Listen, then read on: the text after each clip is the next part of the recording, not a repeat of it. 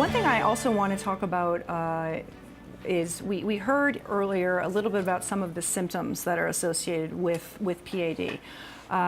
Pain in the legs, I guess, being one of the main ones. And there are other ways, I understand, that PAD can present itself in a patient. We actually have a list here. So, doctors, I'm not sure if one of you or both want to just kind of address. I know sometimes a patient may not even have symptoms, right? They may be asymptomatic, but they may still have a problem.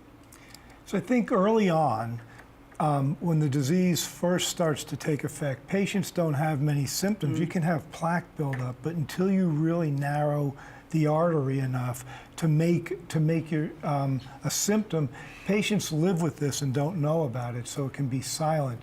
As it gets worse, the first set of symptoms of this term claudication, which we'll get into, but that's the pain that you get when you walk in your calves, and it's quite. There's a lot of things that cause leg pain, so this is quite a specific type of pain.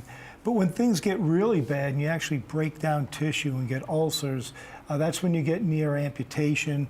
That's the worst kind of manifestation, and that we call critical limb ischemia. Okay, and again, that's the worst it can possibly get, and you don't hopefully see a patient at that level, right? You're hopefully getting to them early, but I guess it depends on every person. We hope, but we see lots and lots of patients at that level, unfortunately, and that's because they've had a long.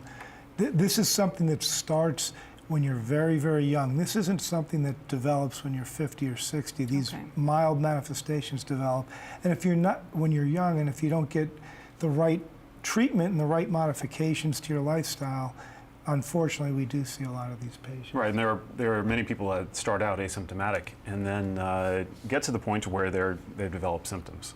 And the symptoms can come on all of a sudden and as critical limb ischemia.